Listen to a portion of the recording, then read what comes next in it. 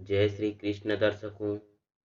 आज निर्जला एकादशी व्रत कथा सुनाया जाएगा, जिसे भीमसेन एकादशी भी कहा जाता है। तो आइए कथा प्रारंभ करते हैं। श्री भीमसेन बोले कि हे पितामह, भ्राता युधिष्ठिर, माता कुंती, द्रौपदी, अर्जुन, नकुल और सहदेव आदि एकादशी के दिन व्रत करते हैं और मुझसे एकादशी के दिन अन्न खाने को मना करते हैं। मैं उनसे कहता हूँ कि भाई, मैं भक्ति पूर्वक भगवान की पूजा कर सकता हूँ और दान दे सकता हूँ, परंतु मैं एकादशी के दिन भूखा नहीं रह सकता। इस पर व्यास जी बोले, हे भीमसेन, यदि तुम नरक को बुरा और स्वर्ग को अच्छा समझते हो तो प्रत्येक मास की दोनों एकादशियों को अन्न न खाया करो। इस पर भीमसेन बोला, हे पितामह, आपसे प्रथम कह चुका हूँ कि मैं एक दिन एक समय भी भोजन किए बिना नहीं रह सकता। फिर मेरे लिए पूरे दिन का उपवास करना तो कठिन है। मेरे पेट में अग्नि का वास है, जो अधिक अन्न खाने पर शांति होती है। यदि मैं प्रयत्न करूं तो वर्ष में एक व्रत अवश्य कर सकता हूं। अतः आप मुझे कोई ऐसा व्रत बताइए जिससे मुझे स्वर्ग की प्राप्ति हो। श्री व्यास जी बोले कि हे वायुपुत्र, बड़े बड़े ऋषि और महर्षियों ने बहुत से शास्त्र आदि बनाए हैं। यदि कलयुग में मनुष्य उन पर आचरण करे तो अवश्य ही मुक्ति को प्राप्त होता है। उनमें धन बहुत कम खर्च होता है। उनमें से जो पुराणों का सार है उसको कहता हूँ कि मनुष्य को दोनों पक्षों की एकादशियों का व्रत करना चाहिए। इससे उन्हें स्वर्ग की प्राप्ति होती है। श्री व्यास जी बोले, हे भीमसेन, कृष्ण और मिथुन संक्रांति के मध्य ज्येष्ठ मास की शुक्ल पक्ष एकादशी को उसका निर्जल व्रत करना चाहिए।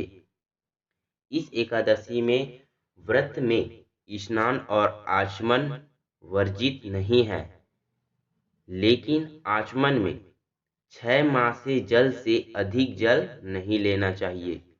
इस आचमन से शरीर को शुद्धि हो जाती है। आचमन में 6 मास से अधिक जल मद्यपान के समान माना जाता है। इस दिन भोजन नहीं करना चाहिए। भोजन करने से व्रत नष्ट हो जाता है। यदि सूर्योदय से सूर्यास्त तक मनुष्य जलपान न करे तो उसे 12 एकादशी के फल की प्राप्ति होती है। द्वादशी के दिन सूर्योदय से पहले ही उठना चाहिए। इसके पश्चात भूखे ब्राह्मण को भोजन कराना चाहिए।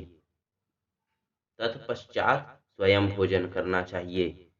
हे भीमसेन, स्वयं भगवान ने मुझसे कहा था कि इस एकादशी का पुण्य समस्त तीर्थों और दान के बराबर है।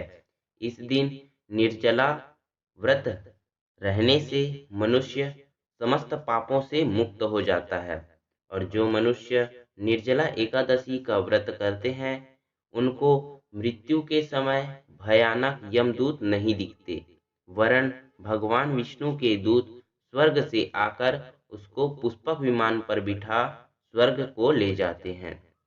संसार में सबसे श्रेष्ठ निर्जला एकादशी का व्रत है। अतः यत्न पूर्वक इस एकादशी का निर्जल व्रत करना चाहिए।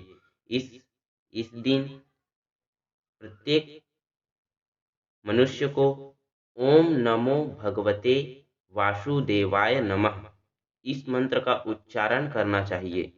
इस दिन गौदान करना चाहिए क्योंकि गौदान सर्वश्रेष्ठ माना जाता है। इस एकादशी को भीमसेन या पांडव एकादशी भी कहते हैं। निर्जल व्रत करने से पहले भगवान की पूजा करनी चाहिए और उससे विनय करनी चाहिए कि हे भगवान, आज मैं निर्जला व्रत करता हूँ, इसके दूसरे दिन भोजन करूँगा। मैं इस व्रत को श्रद्धापूर्वक करूँगा, उससे मेरे सब पाप नष्ट हो जाएं। इस दिन एक बड़े वस्त्र से ढककर स्वर्ण सहित दान करें।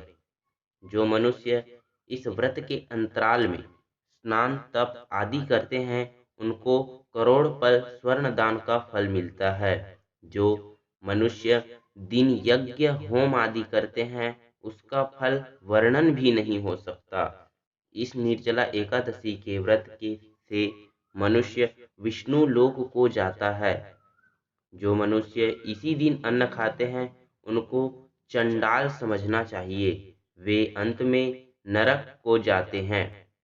ब्रह्मा, हत्यारे, मद्यपान करने वाले, चोरी करने वाले, गुरु से द्वेष रखने वाले, असत्य बोलने वाले इस व्रत को करने से स्वर्ग को जाते हैं। हे कुंती, जो पुरुष या स्त्री इस व्रत को श्रद्धापूर्वक करते हैं, उनके निम्नलिखित कर्तव्य हैं। उन्हें सर्वप्रथम विष्णु भगवान की पूजा करनी चाहिए, तत्पश्चात गौदान करना चाहिए। उस दिन ब्राह्मणों को दक्षिणा, मिष्ठान आदि देना चाहिए।